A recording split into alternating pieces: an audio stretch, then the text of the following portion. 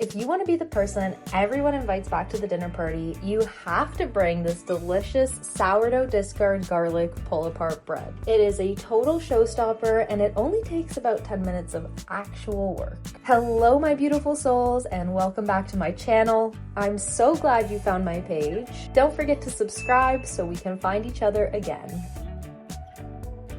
Today, we're making this delicious sourdough discard garlic pull-apart bread. I found the recipe online published by This Just Cooks. I'll link the full recipe in the caption for you. It was my first time making it, but I fell in love with how forgiving the recipe is, because honestly, sometimes you're in a rush and you just don't have the time to make sure it's all perfect. Let's get right into the recipe. You'll start by adding a 1/4 cup of milk to a bowl. Next, you'll add 1½ teaspoons of yeast and 2 teaspoons of granulated sugar. Give it a quick mix to dissolve the yeast and sugar. Next, you'll add 2 cups of all-purpose flour, 3/4 cups of sourdough discard, 1 lightly beaten egg,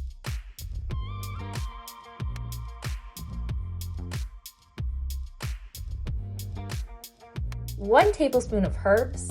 I did rosemary and parsley, 1 teaspoon of salt, 1 teaspoon of garlic powder, and 2 tablespoons of melted butter. You'll want to mix it all together until a shaggy dough forms. I noticed my dough was initially very sticky, but once I got all the flour incorporated, it flipped a switch and became a little dry.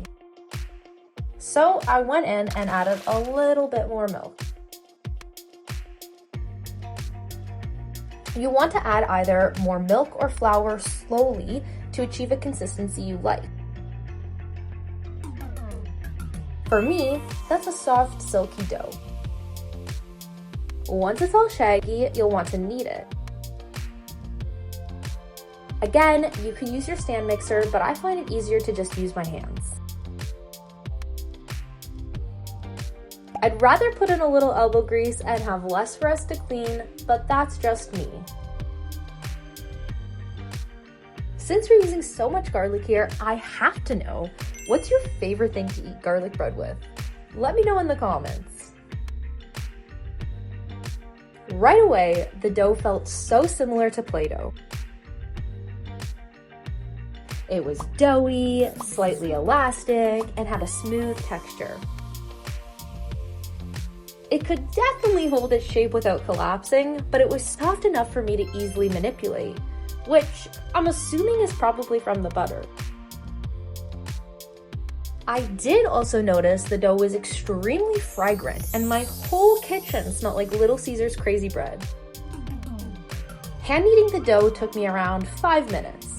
You'll see it came together to form a nice, smooth, and slightly tacky dough. You'll then place the dough into a bowl and let it rise for 60 to 90 minutes. While your dough is busy rising, let's work on making the filling. You'll start by adding 7 tablespoons of soft butter to a bowl, 1 tablespoon of garlic powder, 1½ teaspoons of salt, 1 tablespoon of herbs. Again, I used rosemary and parsley. Mix it all together. You really want to make sure that your butter is nice and soft because we'll be spreading the filling on our dough.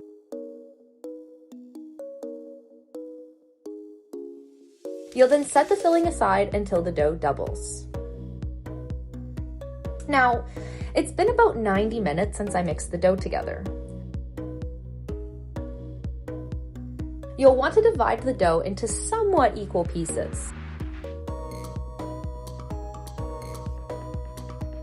I started by cutting mine into this star shape.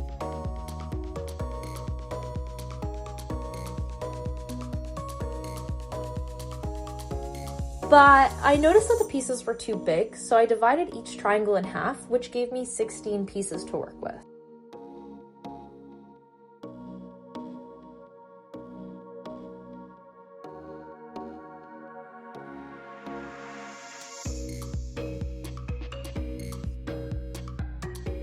Once all of your dough has been divided, you'll want to flatten each one into a flat round. They don't have to be the same size. Remember, it's a very forgiving recipe.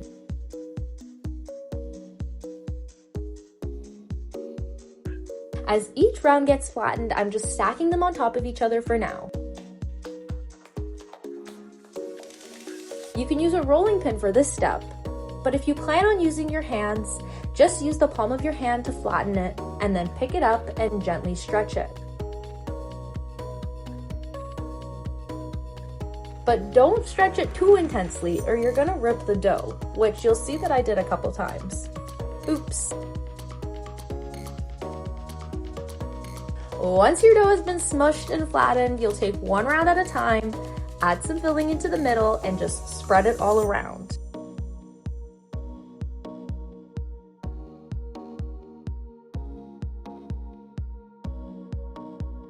You'll then fold it like a taco.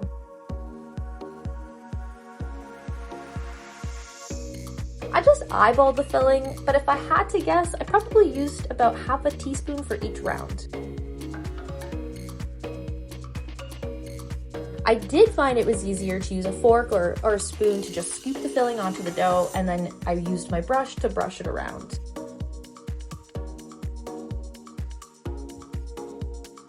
You'll want to make sure to leave a little bit of filling to brush on top of the hot bread when it comes out of the oven.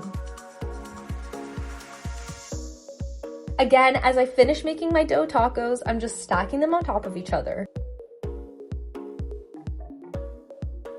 You'll want to lightly oil a loaf pan to prevent any sticking.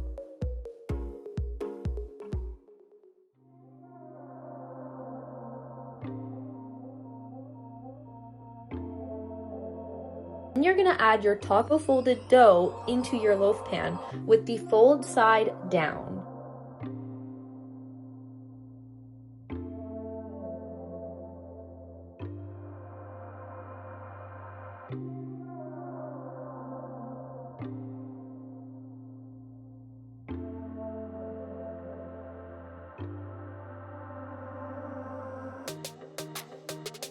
Again, you'll cover the loaf pan and let the dough do a second rise to get nice and puffy.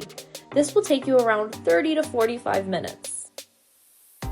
In the meantime, go and preheat your oven to 350 degrees Fahrenheit. Once your second rise timer goes off, you'll pop the loaf pan into the oven and bake for 30 minutes. You'll then cover with aluminum foil and bake for an additional 5 to 10 minutes. And ta-da! Look at how gorgeous Mr. Rummy baked up. Don't forget to top it off with the remainder of the garlic filling and add a little flaky sea salt on top. 10 out of 10 recipe, fast, easy, and definitely a fan favorite for sure.